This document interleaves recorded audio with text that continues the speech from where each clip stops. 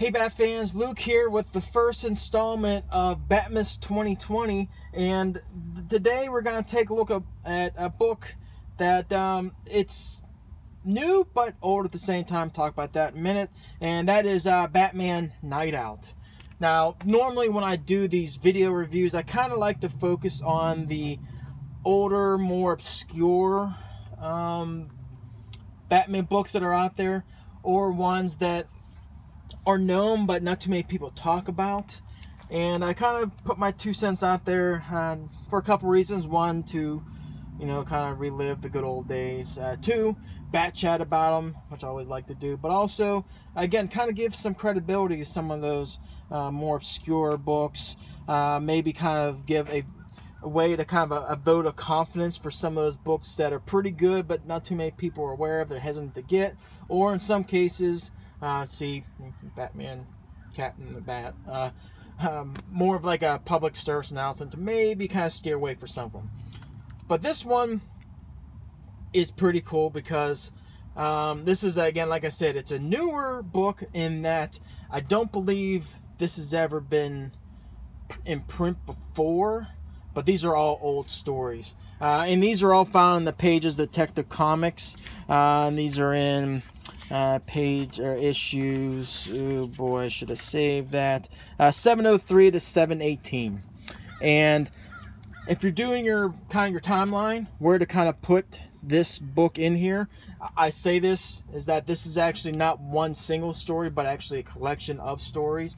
Some of them actually have a couple issues to them, some of them are just a one and done, but this can fit in your timeline couple ways. Number one, you just kind of look at the print history when these individual issues were printed, and you can kind of see when those old stories came out, and you can kind of do some deductive reasoning that way. Or you can kind of do it the little more difficult way, in that not difficult is really not the right word, but there's another way of doing it. I'm putting this right after Batman Legacy and right before Cataclysm for a couple of reasons. Number one, the opening story, you actually get interaction with Huntress and Robin. And the reason why I say right after Legacy, if you read Legacy, you'll know that Huntress was pretty much entrusted by Batman to kind of watch over Gotham while he, Nightwing, and Robin were chasing down Ra's al Ghul in that story Legacy. And what she basically says in that opening book was, in the opening story, is that this is basically when they come back, and Robin says something, or Huntress says something to the effect to Robin, hey, you guys trusted me with Gotham while you guys were globe-trotting around, why not trust me now? And that's literally what happened in Legacy, was that Batman, Robin, and Nightwing were literally going over different places around the world, tracking down Ra's al Ghul. So that's kind of reference one. Reference two, if you read not Cataclysm, Contagion, Babylon Tower, if you know what that is, that's referenced in here in the story with Gearhead, that pretty much gave birth to that villain. So again, there's a couple ways to kind of put it in that fashion. So anyway, right after Legacy, right before Cataclysm and subsequent No Man's Land. So anyway, Batman Night Out. Pretty much for the most part, again, collection of a couple stories, but with the exception of one, these are all by Chuck Dixon and Graham Nolan. There is an issue in here that Chuck Dixon does do the writing, but Jim Aparo actually does the art on, and he's not given credit in here, but be there as it is. But 90% of this book is Chuck Dixon and Graham Nolan. They do not need any introduction, obviously. One of the kind of most renowned Batman creators pretty much of all time. Not the best, not saying that at all, but they're up there. Creators of Bane, and then them two with Doug Moench, and I believe it was Aparo, and covers by Kelly Jones and whatnot on the pages of Batman and Detective Comics in the story actually the epic saga, Nightfall, Chuck Dixon, Graham Nolan. Yeah, need no introduction. Kind of a little bit, it's slipping a little bit. The recent Bane story that happened about 3 years ago. We'll just kind of leave it at that. Kind of steer away from that one a little bit. But either way, again, reputation definitely precedes themselves. And this is actually a collection of a couple of stories. As you kind of see in the villains here, you actually have a story with Riddler, Deathstroke, Firefly, and Gearhead. But with that, there's actually some other villains that pop up in here. And again, for the most part, these are standalone stories, which is very good. But really what I like about this book is that it really kind of gives you some of that context. Because if you read Legacy, actually read Contagion to Legacy, then Legacy, kind of doing your timeline technically without this, you'll kind of go into again to Cataclysm, No Man's Land. There was sort of a lull between Contagion and Cataclysm, and this kind of just fills that void of what could have really been going on the day-to-day with Batman and Gotham during that time. So this kind of just provides some context. Now these stories are gonna wow you. These aren't like, oh my god, they're great, but again, it just kind of gives you some of that context. And boy, is this just like a nice little trip down memory lane. It's just, we just got out of Thanksgiving. This is like getting a nice big piece of pumpkin pie. It's just gives you that warmth of, you know, the good old times and nostalgia, and it's just nothing but good feelings. This kind of goes back to the classic times of Bat stories. Not saying we're going to have any more good Bat stories these days, but this time it's a different period. And it's nice to kind of go back down to that trip down memory lane every once in a while, and just really, just you read this, you just kind of get that warmth of the good old days. So, but for the most part, again, single stories. There's a couple that are a little controversial. You actually see Batman with a gun. There's actually two things Batman does in here in this book that might kind of run contrary to his character, which kind of goes into the cons a little bit, but I'll talk about that in a minute. But just briefly to kind of go through this, the opening story, you know, Howling in the Dark. This is really just, again, kind of the stage setter. Just really just, you know, what Gotham's like in this time period. It's just like, and you got this really overzealous radio personalities, kind of like Larry King on amped up sugar, caffeine, and just kind of bad, and just kind of just really showing, you know, how bad Gotham is. And even while some people might call up and kind of give some positive feedback to what Gotham is, what it means is this radio guy just really just pisses on their parade, lack of a better term. And it's kind of like the weave that kind of goes through the stories. You kind of always see these bad people that, you know, Robin and Huntress are gonna take down, and while people try to bring a positive aspect to it, and then again, that's the background, the radio personality say, no, you're wrong, it's just nothing, you don't know what you guys are talking about. And there's a nice clever little twist at the end, where, you know, the radio personality gets his comeuppance. He's actually saved by Batman. And so, be that as it may, it was a standalone book, but again, standalone story, but again, it's a nice stage setter. From here, this is where you see some of the stories kind of connecting a little bit. This next one, Rocket Scientist, is actually a pretty decent one. It starts to build a little bit when we start seeing kind of like the underworld of Gotham start to pop up, but be as it may, it's actually kind of one of those stories of, again, the underworld of Gotham, kind of the bad, but actually as someone who's actually a reformed criminal trying to do good. So it was a heartwarming story, but really this is the third story. This is where you really start to see some of these kind of connect a little bit, kind of steer away from some of the one and dones.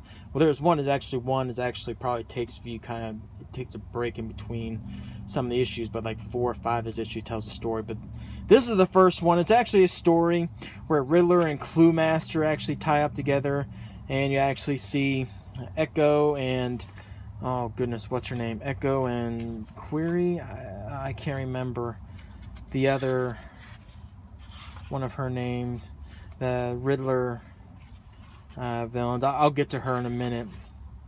But it's really a story where Riddler's trying to drag Batman along, kind of wear him down a little bit, and go through all these riddles. And Clue Master actually gets brought in to kind of make sure he kind of does that.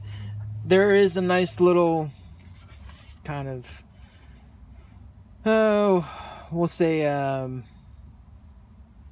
a little backstabbing going on a little bit toward the end of what Batman does with the help of Clue Master, but Clue Master does kind of gets his kind of comeuppance too in a minute. But either way, this is one of those that kind of connects together. It's a fun story. Clue Master, if you read, Batman Eternal, you also know who Clue Master is. But either way, it was a good little story. I believe it's only a 2-parter. I could be wrong, but I'm pretty sure it's just a 2-part story.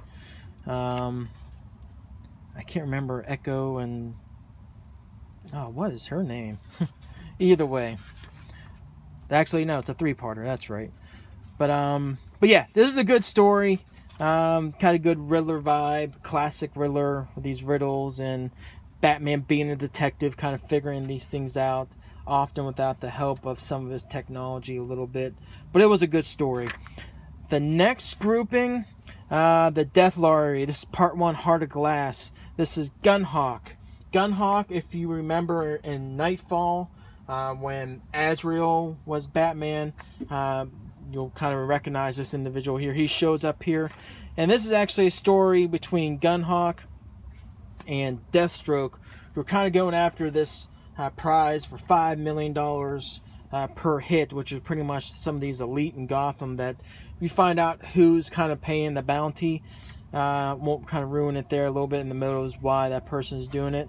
But it's really a battle between the two, and Batman kind of gets stuck in between in the middle where these two assassins are going after some of these targets. But it's clearly what happens is that Deathstroke really kind of focuses more on Gunhawk.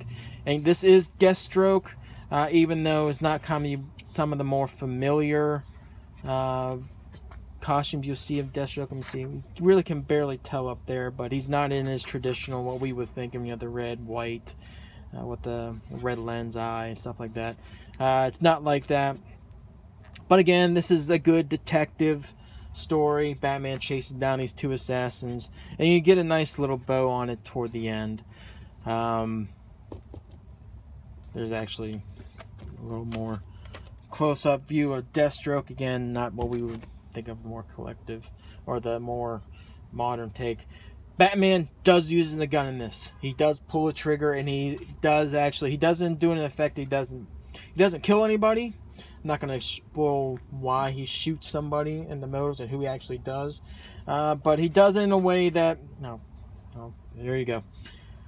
Yeah, he shoots Gunhawk.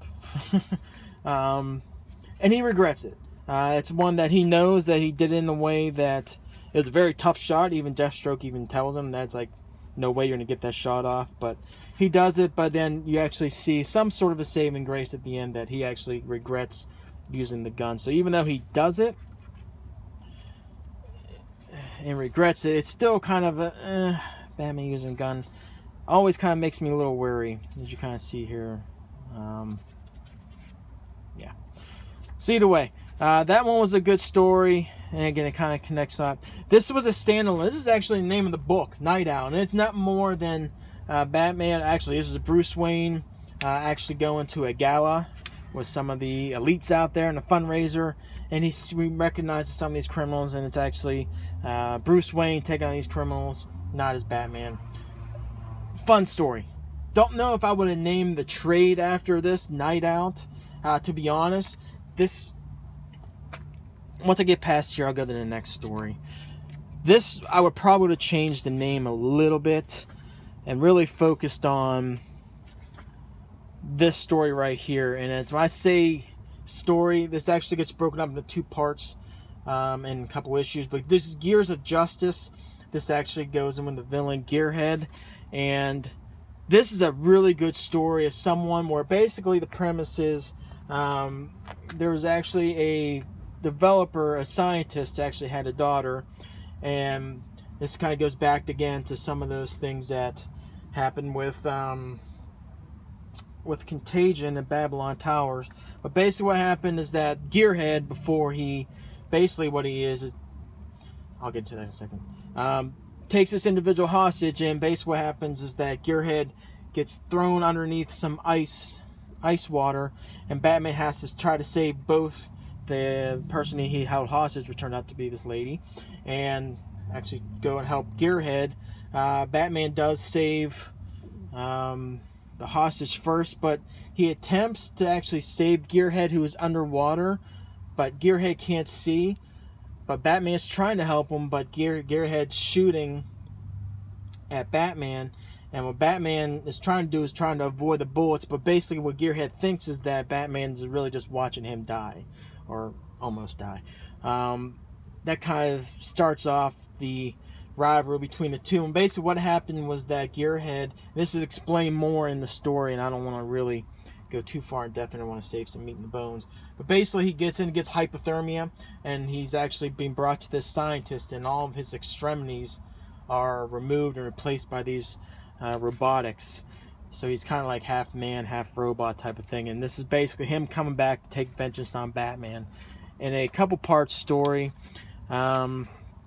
which is interrupted weirdly by this, I think it's only 2-part story between that kind of focus on Firefly, and he's not really the main villain in this, but it's actually a good little story. Again, good detective story, Batman piecing up the clues, working with Commissioner Gordon, and a lot with Harvey Bullock, and this character comes in from Chicago, and they really trying to hunt down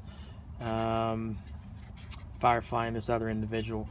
And once this kind of 2-parter kind of wraps up, we kind of go back for like another, I believe, 3 issues.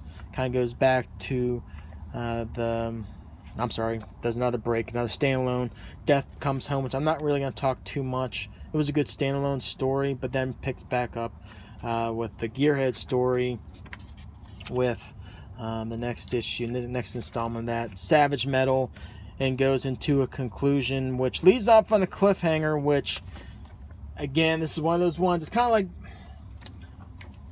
in Batman Begins, in that one scene with Batman and Ra's al Ghul, he says, I'm not going to kill you, I'm not going to save you either. He kind of has one of those moments in here, and there's a twist at the end that kind of negates that a little bit, but either way, it was kind of weird to see. But overall, again, this was fun. Let's just go right to the bad so I can get out the way, because there's not too many. The bad, like I said, the 2 parts, Batman with the gun and Batman pulling the Batman Begins.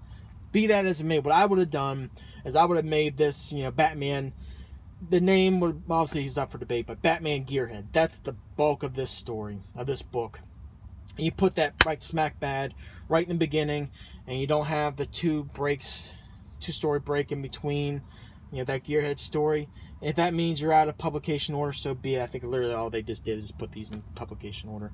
But you lead off with the Gearhead story, then you go in with the Riddler and the Clue Master story, then you do the Firefly story, then you kind of have a couple standalones at the end. Or maybe even you do that one intro first story just to give some context. But either way, I would have had that Gearhead story. That's the heart of the book, because that's basically what it is. This is really the heart of this Batman Night Out, is really the Gearhead story. And while it's not like a fantastic story, but it just felt kind of clumpy in the reading order. But other than that, that's really the only bad. The art in this, it's Graham Nolan, it's great art. Got that one-ish story by Jim Aparo. $40 hardcover. I think it's worth it. Really misleading, by the way. Batman Night Out. This is the cover of the Batman Night Out story, the issue, and it's nothing like that. That was really misleading. But either way, would I recommend this? Absolutely. I'm giving this a 4 out of 5. Again, this is nothing that's going to wow you, but it's just, good old nostalgia. It's going to really give you that good vibes, and it's a fun story. You're going to have a fun time reading it. $40 hardcover. Again, I think it's worth it. Maybe wait a little more, see if it come out on trade, drop in price a little bit, but either way, highly recommend it some form, fashion, if you come across it. If you like the classic Batman stories, absolutely grab it. So anyway, that's my thoughts on Batman Night Out. Hit me up in the comments below if you read this. If you'd like to bat chat about it, we'll definitely do that and kind of go from there. So until tomorrow in the next release of Batmas 2020, take care.